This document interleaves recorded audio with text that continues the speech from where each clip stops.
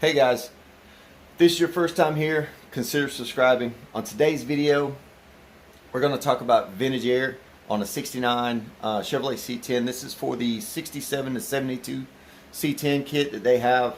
And I'm just going to go over where it's at, what I've got done so far, and what are the future plans. So let's go.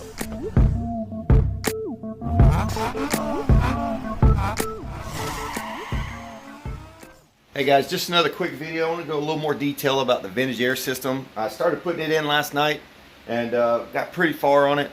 Now this kit that I got from them is specifically for the 69 or 60 something through 72 C10, 67 to 72 C10s. Everything's pretty much bolt in, but it gets the air box tucked up under the dash pretty good. And I'm gonna go around and kind of show you what I've gotten done so far and where I'm at with it.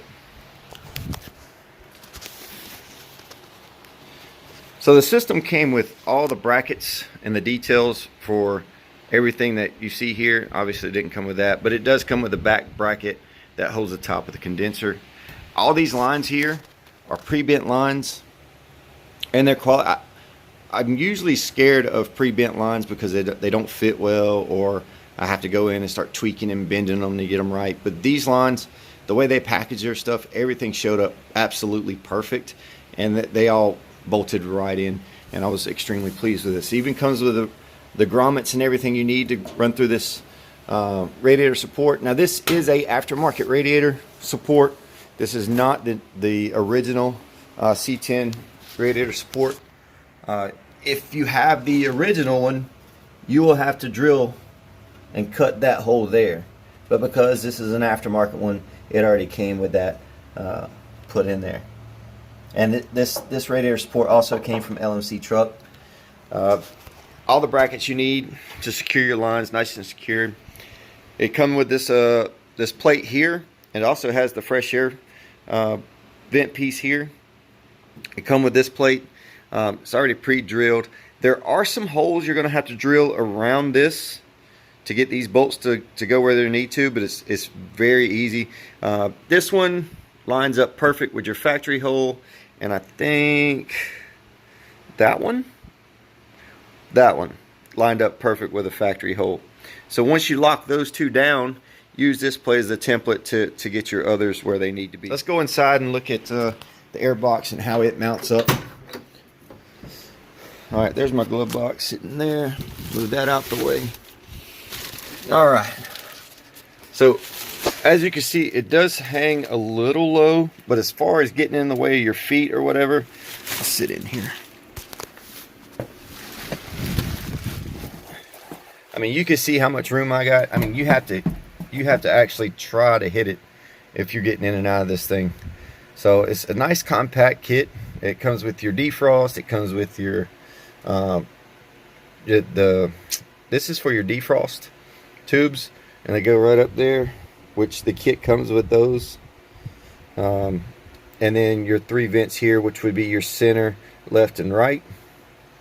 And I know my vent holes have been welded shut, and I'm gonna have to cut them back open because somebody was a retard and welded them closed and then painted the dash. But that's not on me. I don't mind cutting shit up. I got to do that one and that one up there. But that's all I've gotten done on it so far.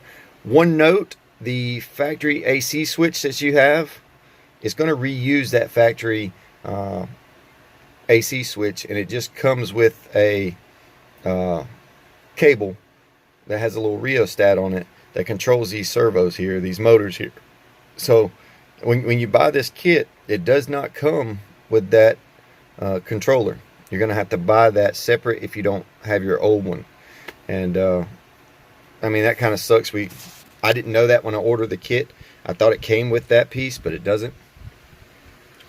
But that's what we got done on it so far. As far as the AC compressor goes, Vintage Air says not to use, or they don't have a AC compressor to use with this kit on the LS7 unless you buy their entire accessory drive system, which is like $3 grand. And we're throwing around the idea of buying that kit, But if you check out one of my other videos, I was able to suck the factory AC compressor up real tight to the block by modifying that bracket. And you can see those lines there. And I bought, let me see if I can get it. Where's it at? Where's it at? Ooh, that boy right there. All right, made in America. This here is going to bolt to the AC compressor and bring those lines up at that angle, and it's going to work out real nice. The AC lines, the pressure and the high and low pressure lines that come with the kit have this style fitting on it, so it'll bolt right into those, and you just kind of run it however you're going to run it, mark your lines and take them up to your local hydraulic shop or whatever and get them crimped on. And easy enough, right? So I mean, that's where I'm at with the AC system right now. After I get that finished up, I'm gonna start looking at getting the PSI conversion harness in here, and hopefully get some more videos out for you guys. I know that I've got a lot of people, so I'm gonna get all that stuff buttoned up with the AC system, and then we're gonna start running the harness for the engine and transmission. I know a lot of people's been hitting me up wanting to know if the truck's running or not. Been real busy. Now that I got it at the shop at the house, I should have a little bit more time to turn some wrenches on it and get it knocked out. Painless wiring front to back, PSI conversion on the engine and transmission stuff. Really happy with the build so far. Consider subscribing. Catch the videos, the updated videos. Oh, hit that bell notification icon. And that way you can get a notification when the videos come out. But that's where I'm at so far. God bless. Be safe. Peace.